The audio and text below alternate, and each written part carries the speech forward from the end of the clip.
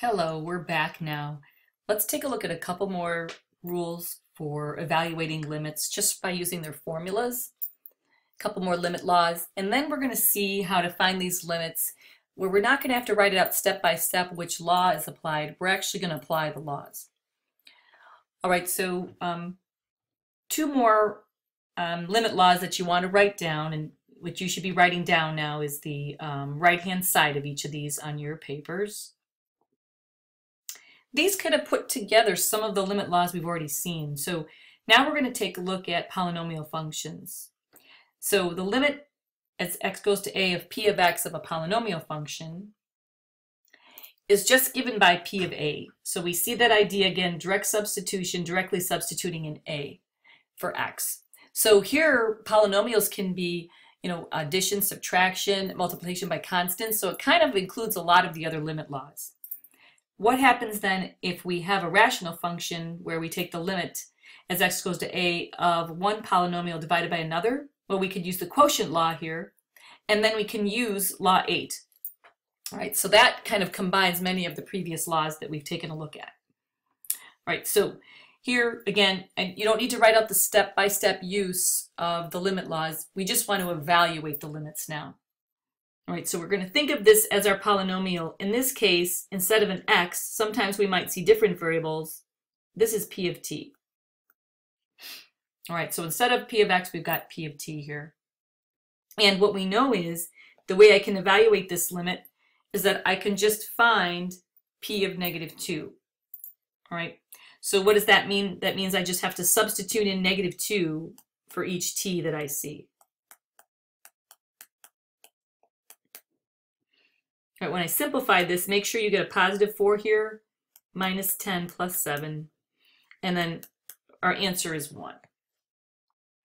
Okay, so if we were to use our limit laws, right, we could break this down into a sum with the powers and the constant, but now we don't need to because we're going to apply these other rules up here. So this is what we're going to do now. All right, let's try the next one. Okay, well, what we can do in this case, we can just do direct substitution here as well. Now, the function here is just a function of u. I've just changed the variable for you. So this, by direct substitution, so for each of these, we should just make a little note here. Okay, we can just say use direct substitution.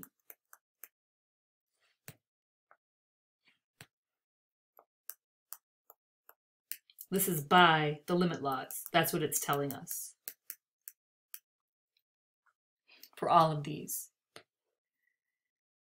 All right, so this turns out to be, I've got a cube root of 3 squared minus 10, which is, this is going to be 9 minus 10 cube root,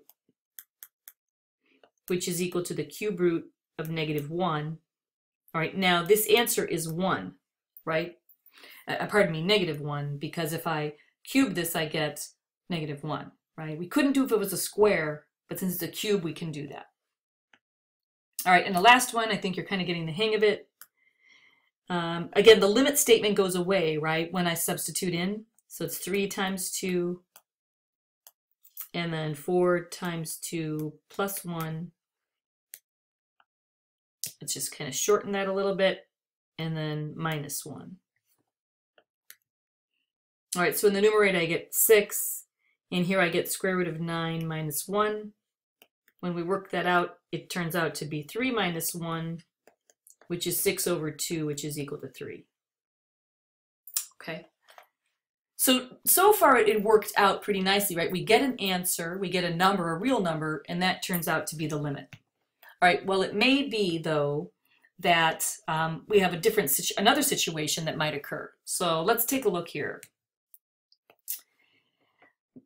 Okay, for this problem, what we want to do is we're going to use some algebra, right, to simplify. And the specific type of algebra we're going to use factoring. All right, so notice what happens if I were just to try to find this limit, right, as it exists, if I were to plug in. So let's just, what if we did direct substitution up here? And we're just going to let x be equal to 2. All right, what would we get? I'm just going to write that this limit, right, is going to be equal to, when I plug it in the numerator, it's 8 plus 4, right, minus 12, I get a 0. And then the same thing down here, it's 4 minus 4, I get a 0. Now, this answer here is not 0, and it's not undefined. It's what's called indeterminate.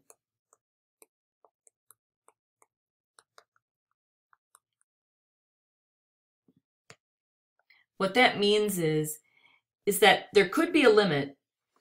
We just can't determine it. We have to use some other means, and that what we're going to do is we're going to use algebra. So one way we can do this is we're going to rewrite this limit. If we can factor things, that's our first thing, to try. All right, so when I do that, you should notice that I get x minus 2 and then x minus 4 and then x minus 2, x plus 2. Okay, we've seen this before, right, algebraically. We want to say what's happening here. So whenever we have a situation where we can cancel out one factor, right, we notice that since x minus 2 cancels, that means there's a hole where x minus 2 equals 0 or x equals 2. All right, so we're noticing here this is 2 on our graph, so that means there's a hole in this graph at that point. But what we can do is, though, we can simplify this still, and we can still work on the limit, because we know we've seen graphs that if there's a hole in the graph, it can still have a limit. As long as there's not a jump there, right? All right, so what happens is we can simplify this, right? And then I can do direct substitution. In this case, I can just let x be equal to 2. And then when I do that work, I get negative 2 over 4, which is negative 1/2. So it turns out there is a limit here. And the limit happens to be negative 1/2, right?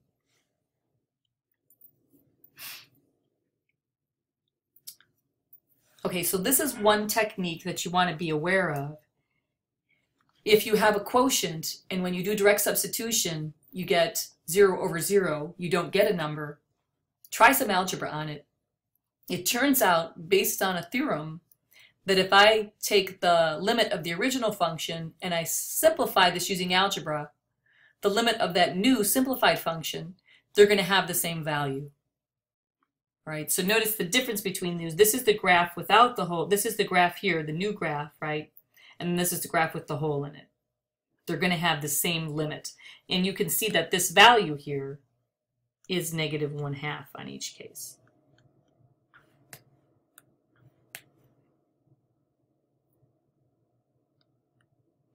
Okay. All right, there's one other technique that I want to take a look at. I'm going to put this in a different video just because it's a little bit longer and I can't go past 10 minutes. All right, so I'll see you in a minute.